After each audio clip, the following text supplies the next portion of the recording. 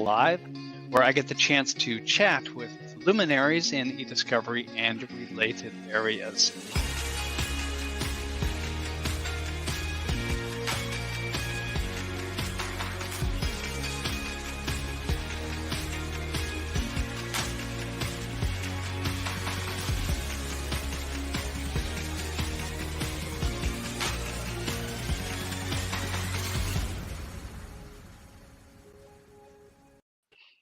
Welcome to eDiscovery Leaders Live, hosted by ACEDS and sponsored by Reveal.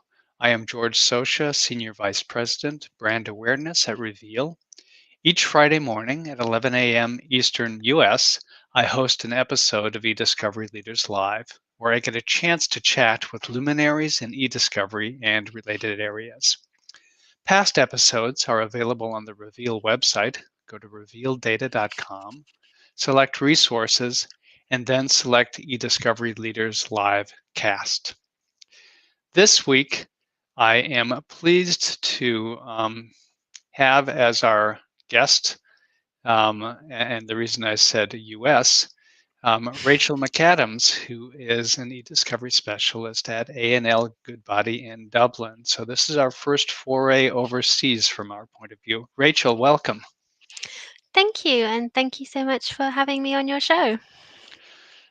Rachel comes to eDiscovery from a background that's a bit different from some of us, most of us, at least educationally, in that Rachel has not one, but two master's degrees in mathematics, one from Université Pierre et Marie Curie in Paris, and the other from University of Warwick. And then to top it off, a PhD in plasma physics from the University of New York. Somehow, Rachel, you went from that to eDiscovery. We'll go into that later. Spent time at PwC in computer forensics and eDiscovery. You were for a number of years at Baker McKenzie. And today you are at A&L Goodbody. So to round it out, you are active in a couple of organizations as the one of the board members of the ACEDS Ireland chapter, and then as a content coordinator for ILTA. So once again, Rachel, welcome. Thank you. Let's start by that path from mathematics and plasma physics to eDiscovery. How did that happen? It sounds incredibly random, but it may not have been an obvious step, but I felt it was almost a natural step. When I was looking for a job after I finished my PhD, I had no idea what eDiscovery was. I didn't want to work in eDiscovery. When I was small, I didn't pipe up and say, I want to be an eDiscovery specialist. But a lot of the skills that I learned or had to learn during my PhD and sort of that educational and academic background have just come in so useful that it's really been a smooth transition between the two. And I think the most important thing is how you communicate. When you're doing your PhD, you spend a lot of time explaining what your research is, what your interests are to other people. And that could be your very close colleagues who understand all the minute details and why you would do one thing instead of something else. It could be people from the wider academic community who sort of understand what's going on. They might not understand all the details, but they'd understand the principles behind it. Or you could just be begging someone for some money so you can keep going, and they don't understand the physics at all. They just want to know, what is the outcome of your research going to be? How is it actually going to benefit anyone? So you get really used to explaining what you're doing at all these different levels. And I found that just translates really well into eDiscovery.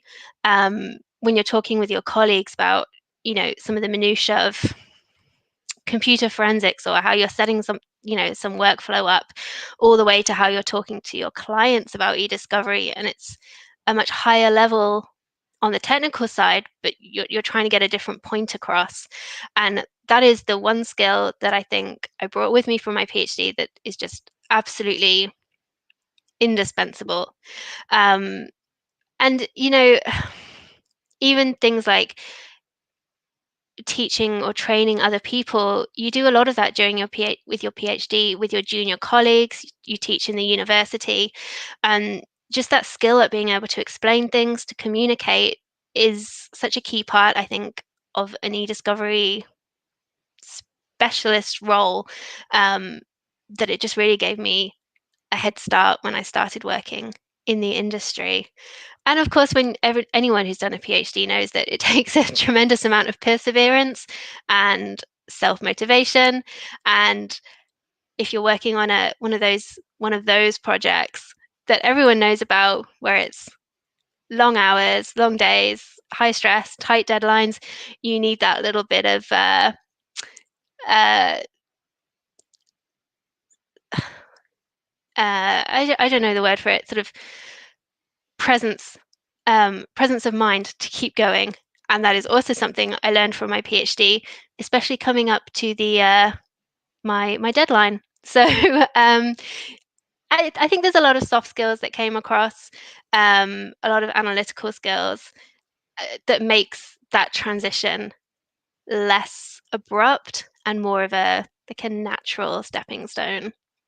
And I've never regretted it. So that's one thing I can say at least. It sounds like a great foundation in terms of the skills and experience. How, though, Mm. why eDiscovery? I had no idea what I wanted to do. And I just wanted to do something that would make use of the skills I have. It's quite hard when you come out of academia to know what it is that you're actually qualified for, except what you studied. And you're sort of at the mercy of the job market to try and show you the way. Um, and when I was actually lined up by a recruiter for an interview as an eDiscovery associate, and I started researching eDiscovery. It was absolutely fascinating. I had no idea anyone did any of this kind of thing. I had no idea about computer forensics, um, and all the different aspects that you need to make an eDiscovery project successful. They were all things that I felt I could bring into the industry from my experience. That communication I mentioned, technical skills, problem solving, working to deadlines, being very detail orientated, analytical, all those things I felt just really spoke to my strengths. And when I went to the interview, which was with PwC in Belfast, the people I met there were so interesting. Um, they had such good things to say about the industry and how it stretched them as individuals that they just sold it to me. And I've never looked back. I've always really enjoyed the work that I do. So I think it was the right decision, even if it was, you know, unexpected. And I may not have known entirely what I was getting into. But yeah, I really enjoy the work that I do. So very happy. Today, you are at A&L Goodbuddy, and you are hmm part of the data projects group there. What is that group? What does it do? Well, kind of what the name implies. We work on projects with a lot of data, data heavy or document heavy, um, investigations, uh, responses to regulators, obviously e-discovery, data subject access requests, which all my colleagues in Europe will know and hate, um, as well as some other sort of nebulous types of projects that don't really fall into any of those categories, but they involve data, they involve analyzing the data and the documents and trying to extract the important information from them. Um, we're actually a really big team inside A&L Goodbody, which is incredibly multidisciplinary. We have a legal team within the group we have some senior lawyers and some paralegals working in that team. We have a group of project managers, and then we have the technology team, which is the team that I run, and we look after all the discovery technology that we have in house, advise our clients on how to use that technology. If we're working with outside providers, we liaise with them to make sure things are being done the way we like them to be done.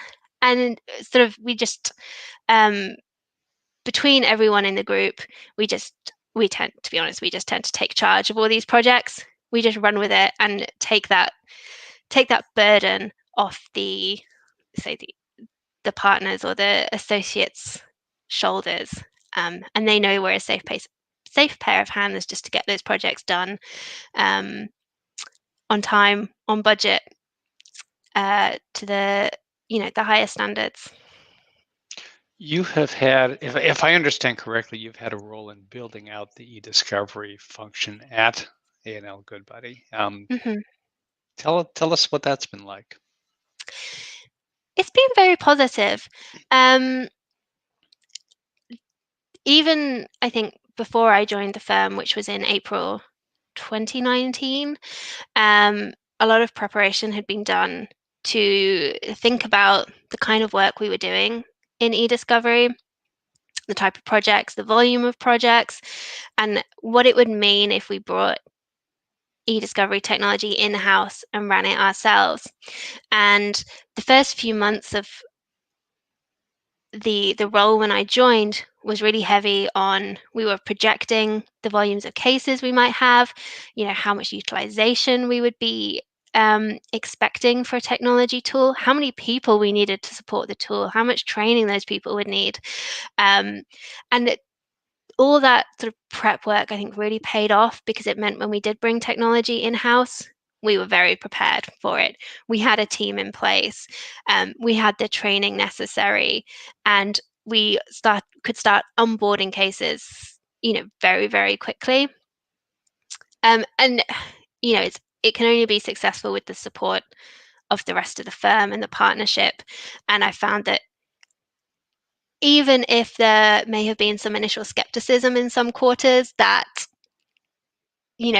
bringing the technology in was worth it, that the volume of work would be worth it, that's been really quickly overcome just by how successful it's been and how we've been able to bring a better service to our clients, because we have our hands on the tech and we know what we're doing, and we can just build out the ALG way of doing things. So it's been a really lovely experience. And I think the support and the recognition from the partnership at the firm has been lovely. We have a really high uptake of using our team for all these projects. It's very rare that a discovery happens that it hasn't come through us at some point. So I'd say it's been busy, but it's been very successful. And we have big plans. We have big plans to grow even further. That high uptake, I think, is unusual in a law firm. What do you attribute that to? I think part of it is that we've been able to demonstrate from the projects we've already done just how much value we've brought, and whether that is we've reviewed documents X times faster than we could have done before, or we've reduced the volume more efficiently. The sort of the budget that's been spent is being spent in a not more sophisticated way, but a smarter way, in order to make sure that the way we're doing the projects is the best we can. And I think, and this was something I actually was going to touch on just over the course of this conversation, is we are able to be really, really creative with how we use the technology because we control it. We are able to build solutions really quickly for teams across the firm, solutions that may not be a traditional document review, but we're just leveraging the technology in a slightly different way. So we're able to, I think, use our expertise to show them something new that can help them. We're able to do things much more quickly. And I think we just have a really good level of flexibility and agility in what we do. We're not wedded to say every single project has to follow these exact steps, and you have to tag documents the same way every time, or the whole system breaks down. We're really, really wanting to listen to what our legal teams are asking for, to give them what they actually want, rather than what we think that they want, which I think can be slightly different things. And we're not afraid of a challenge in building something that is complex, but actually works, rather than building something which is, we're able to set it up in a couple of hours and it kind of gets half the job done. You know, where we want to build something that is sustainable, it's going to solve everyone's problems. And I think that success in doing that and the word of mouth across the firm has been really pivotal, to that high uptake. So good experiences and good feedback working with the team and just trying to meet what the legal teams want, and just give them that technology resource that is much more accessible to them now, much closer to them, because when I'm in the office, I'm across the hall from one of the partners. There's no escape. Um, if they want something, they can find me. They can find someone on my team and ask for it. I can't hide. And I think again that closeness to them means that they trust us to get the work done. Because if we don't, again, they can find us. They know where we are. Um, and I think that's actually one of the challenges as we grow the team, because we're growing, we're taking on more work.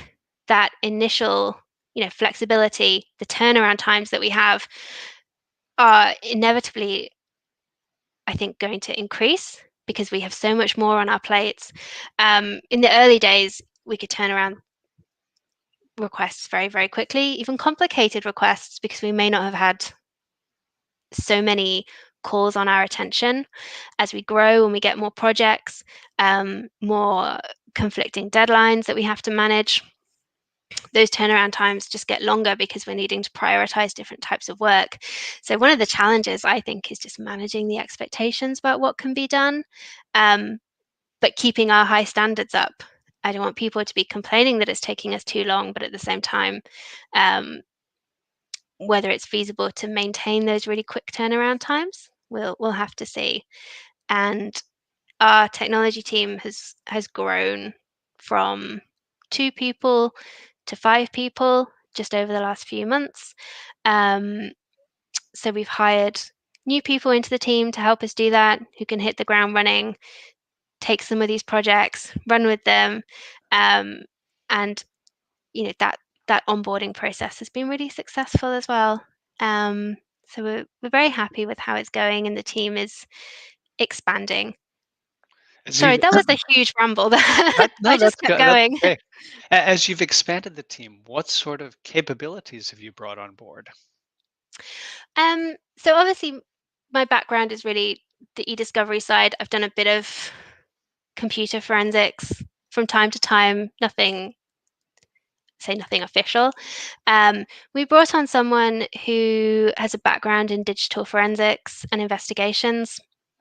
We've brought on someone whose background is more in software development and testing, for a different perspective. We have people in the team whose background is out of eDiscovery entirely, but they are just really focused on project management. So it's not, we're trying to bring a range of perspectives, and perhaps fill in some of the technical details later. And I think that's really important, because not being a project manager myself, I'm very focused on, I will just do things in the order that I received them. Whereas if I have a project manager shouting down the phone at me, telling me, that I was supposed to have done something 3 days ago, that really helps me. I wouldn't have the presence of mind to manage all of that. So it's really about bringing those different skill sets into play and having this team that we function as one unit, looking into the data projects group, but inside we will have our own separate responsibilities, but looking outwards, we're one team, one unit, and everything just works really well together because we have that complementary roles and complementary skills. You've been both on the law firm side and on the vendor or provider side. What are the Mm-hmm. differences in terms of building out frameworks and capabilities in those two types of organizations? That's something I think about a lot. And I mean, this is my own personal experience. So I think your mileage may vary. People might have different experiences just from different organizations. Um, I find in the law firm, as I mentioned before, you have to be more creative. It's very rare that the answer can be either let's just buy something to do it for us, or we already have a piece of tech. We have a tool that does that already. Um, and I find that I have to be a lot more creative in what I'm doing, and I have to be a lot more creative more quickly. Um, you just don't necessarily have, the resources that you might have on a vendor side.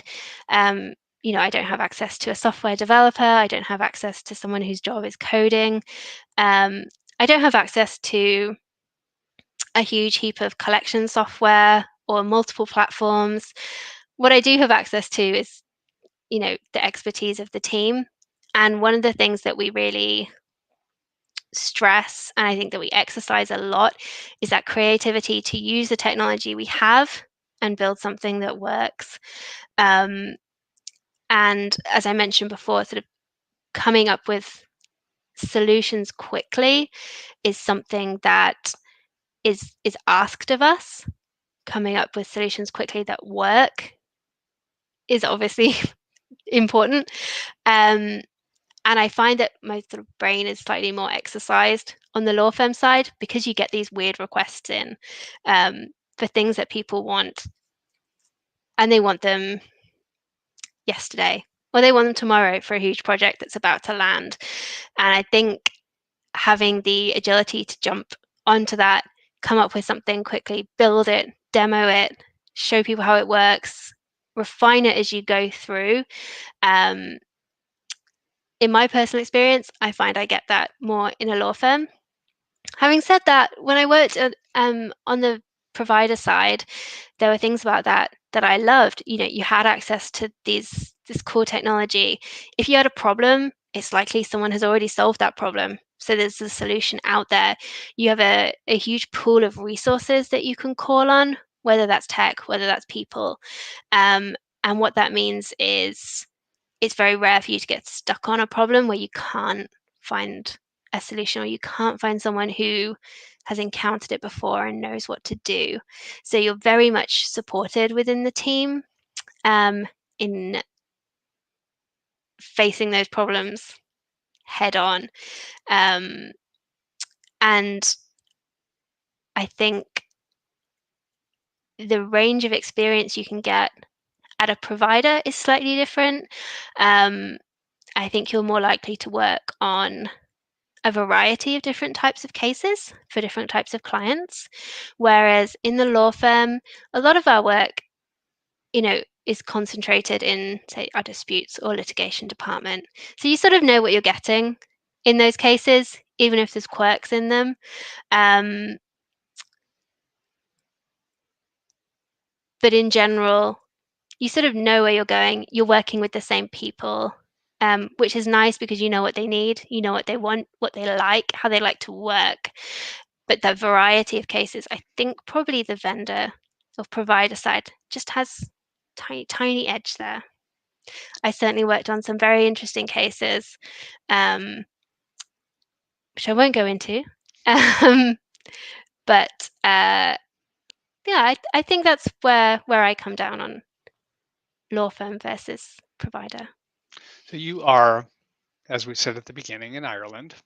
Hmm. Most of our audience is in the United States, and many of them only have a general or maybe very little understanding of the differences between how eDiscovery functions within Ireland as opposed Hmm. to what they see in the US. What can you tell us about those differences? What practical considerations are different? What approaches are different? Any of that? Um, I think in general, sort of in the principles of what we do, there's not a huge amount of variation. It's in the details where there's a slight difference. Um, different from the US is we tend to do our productions in native format rather than PDF or image format. Although having said that, it's not that uncommon for us to do PDF productions.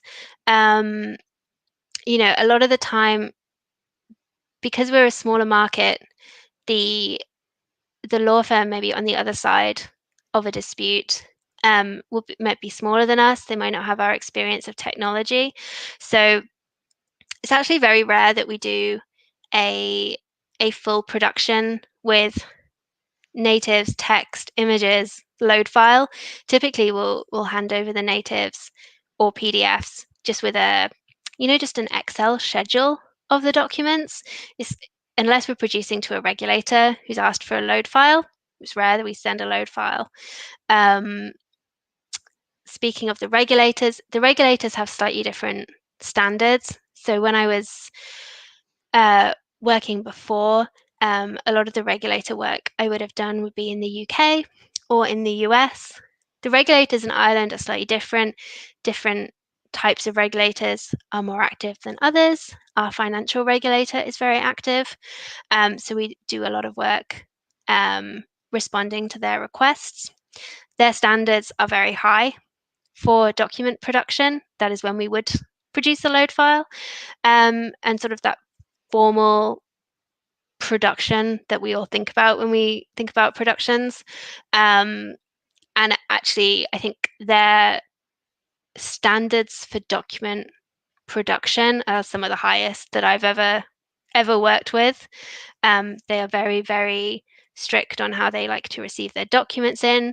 Any mistakes, they are on it. So you need to be very, very careful. And that was certainly not a shock, but a surprise to me for some reason.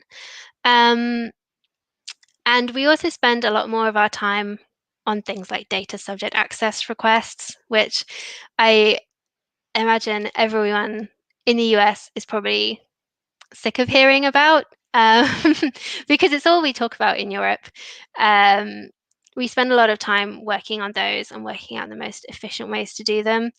They tend to be very they can be tricky because there's the possibility that they will be a precursor to litigation, or they're being made in sort of a contentious way. So whilst the actual process of doing the DSAR may be straightforward, there's a lot of work that's done in the background to make sure that we understand what's in that data before we release it. And I suppose finally, having moved to Ireland 18 months ago, just the eDiscovery community in general, I think it's very welcoming. It's very friendly. I think I've probably met most, if not all, people working in eDiscovery in Dublin already. And just even over the last year, our ACEDS chapter was set up. We've had more networking. The community is, I suppose, small enough that I could have met everyone in it. And I think of, my peers in the eDiscovery industry is, they're my colleagues in many senses. I might deal with them more than I would deal with any lawyers on opposing counsel. And I think that really shines through in the sort of the spirit of collaboration that we have and of working together to find the best way to do things and move eDiscovery forward in Ireland. So I think it's a great community to be part of. And there's a lot of, very smart, very talented people working in eDiscovery in Ireland. So it's absolute pleasure to get to work with them. Well, Rachel, thank you very much for spending time with us today. Rachel McAdams is an eDiscovery specialist today on A&L Goodbuddy in Dublin. I am George Sosha. This has been eDiscovery Leaders Live, hosted by ACEDS and sponsored by Reveal. Thanks for joining us today. We will be taking off next Friday. It is, after all, in the US, the day after Thanksgiving.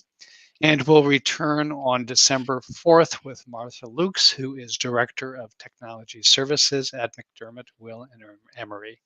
And again, Rachel, thank you. Thank you, and bye.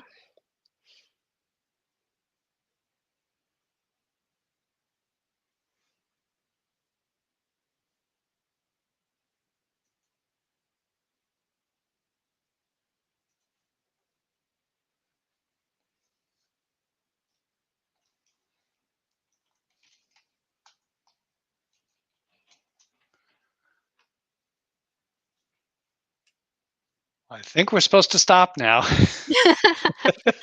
but it looks like we haven't. So while we're waiting for Deja to stop us, any final thoughts or comments since we're still live? Oh, Bonus segment here. oh, I know. You've taken me by surprise now.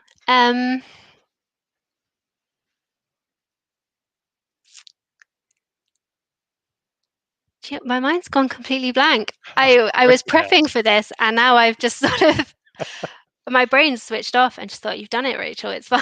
Yeah, no, it was great. We're done, and now we're in the It's extra like the minute after here. party. Right. Yeah, I think